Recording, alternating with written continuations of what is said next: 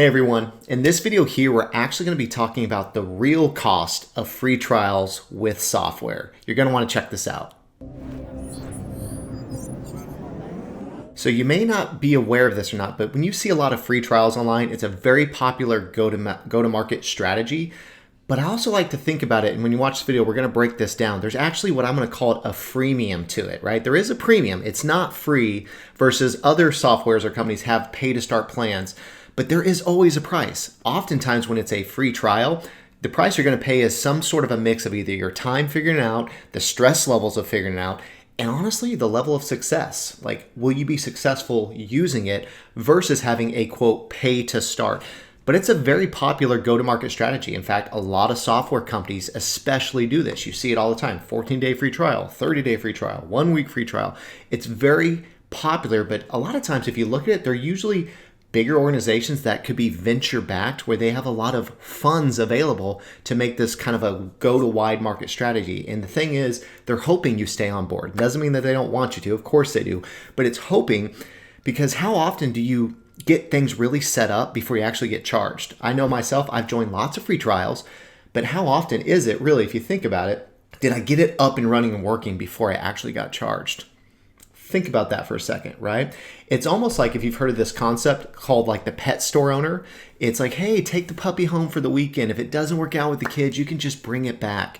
We all know you're not bringing the animal back, whether it's a cat, whether it's a dog. We all know once the animal comes in the house, it's a lot harder to, quote, return it. We get this thing almost not necessarily the pet store concept, but a sunk bias, where now that we've invested time, we're now even more committed to getting it up and going. But how long does it take?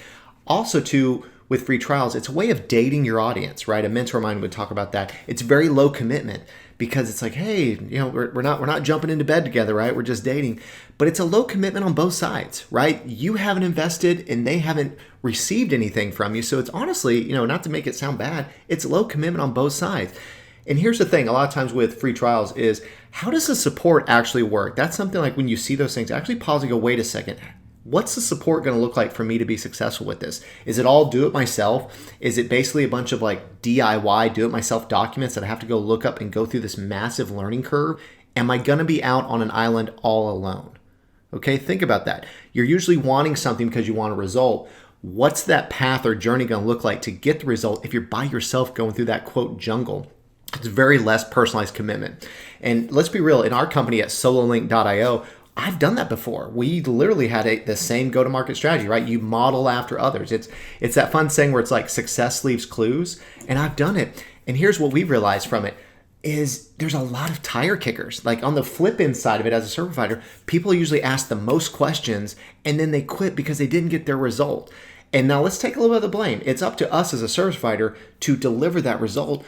But when it's a free trial, we don't pay as much attention to things, right? How many free things have you ever gotten that you really didn't do a whole lot with?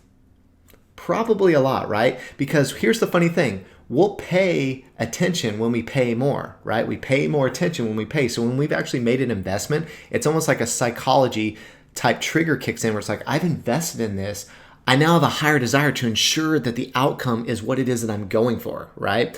And so like, think about that with your business model are there things that you've done for free that you really didn't do nothing with versus things you invested in that you followed through on, right? Because like if we go back here and ask some of these questions, we start thinking about freemium. But next, I'm going to talk about premium, right? There's a flip side to this. It isn't just about free. It's about like what the pre, right? Free and pre, right? Freemium, premium is, have you ever signed up for things before where you didn't really have that much success? How frustrating was it to try to figure it all out? And not just frustration, how long did it take you? If you're already busy with a lot of things, do you have time to actually figure out how to make the thing work? And then did you actually get billed before it actually started working? And here's the one that's going to hurt a little bit. That's an ouch part. How many times did you get billed before it actually started working, right? Like, did it take 2 or 3 billings before it worked?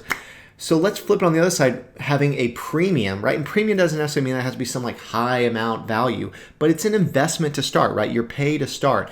Usually with business models with that, it's a higher gate to entry, right? Because it's not like, hey, join for free, right? Again, we talked about that low commitment. But with it being paid to start, you can almost expect there's going to be better service, right? You can only compete on like quality, service, and value, right? So if we think about it, if it's higher value because we're paid to start, we're probably going to have better quality. There's infrastructure actually built in to help you with what? have higher levels of success. They're going to actually have more hands-on. With more hands-on support, would you agree that anything in business, if you had more hands-on support, what's the likelihood of your achievement going to be? Now, if we were looking for something to solve a problem in our lives, it's because we want a result. So if I have more hands-on, it probably makes more sense that if there's a nominal investment, but my likelihood to achieve my results higher, that's probably not a bad thing. It also can ensure timely outcomes. Because again, if you're out on an island on your own trying to figure it all out, how long is it actually going to take you, right? Is it going to take you 10 hours, 20 hours to figure it out? Or does, on the flip side, a 1-hour onboarding call get you to where you want to be? So you have to start asking those questions, like just because it's free doesn't mean there's not a cost in there, right? A lot of times when you have a pay to start, you're not lost on an island. Because I don't know, have you ever felt like that? I have, where I sign up for something and I'm like, what the heck? How does this even work? Where do I go? How do I make this? They're speaking technobabble. This is outside my comfort zone. Have you ever felt like that? So what we actually did in our business is we did switch to do a paid for start. But there was still a problem with there. It wasn't just like pay to get started, because here's the thing. The job as a service provider, again, talking on the other side of it, is it's our job to build confidence that this is the right solution for you, right? Not all solutions are right for everyone. Let's admit that right out the gate. But is this the right solution? We have to build the confidence for a person to go, yes, this makes sense. This is what I want. I'm moving forward. But here's the thing. Pay to start still doesn't mean you're set up. Let's back that up for a little bit. Is it okay? It's this much to start, but am I actually going to get help getting set up? So what we actually ended up doing, we went through 3 phases. We did the freemium, it was free to start. Then we went paid to start. But then I started realizing there's still another problem. This is something to ask when you're looking at any other software. And what makes most sense for you? Depending on your journey, different levels may make more sense. But the thing of it is, we actually ended up adding a nominal amount to start, because here's the thing. We wanted to ensure guarantees that there's at least a minimum viable product, an MVP. You hear about in sports, most valuable player, but MVP, a minimum viable product. Like, what is it that our service can provide that gives someone a win out the gate, that get them going? A lot of times you can always expand and excel and get into like the granular of building a Taj Mahal out on different platforms. But what's something that we can ensure, like, this is going to get them up and going, and they're going to start seeing success in a timely manner. Right? And so we actually ended up switching where we had a nominal amount to start, because we actually would set things up for them. We went from like just pay to start to kind of remove, and I mean by saying this, tire kickers, because it's like people just shopping the best, the cheapest thing isn't always the best thing. Okay. But by pay to start, we're like, we could confidently ensure like you are going to get set up, because we're going to help you set it all up for you. We just need some information. We're going to do the heavy lifting, and then you're up and running. You're off to the races, as they say. So think of it like, would you rather actually start for free as we start looking at the concepts in this video here, or would you rather start for free versus and be on your own, or would you actually want to have someone there who's going to ensure that it all works for you, right? Sometimes starting for free, great. I'm going to have to go figure this out. It's going to be a journey. I'm probably going to get beat up a little bit. Or, hey, I've got a guide who's going to take me through the jungle, and I'm going to get to the beach resort without all the cuts, scrapes, and bruises along the way. Which one would you rather choose in your adventure, right? Like the Choose Your Own Adventure books. You get to flip to whichever page. I might be aging myself with that if you guys remember those books. You get to flip to which page based on which choices that you actually make. Now, as we close out this video, a few questions, if you let us know down in the comment, is like, does this start to change how you look at free trials, right? Is it really free? Because here it is. I'm telling you, freemium, it always has a price.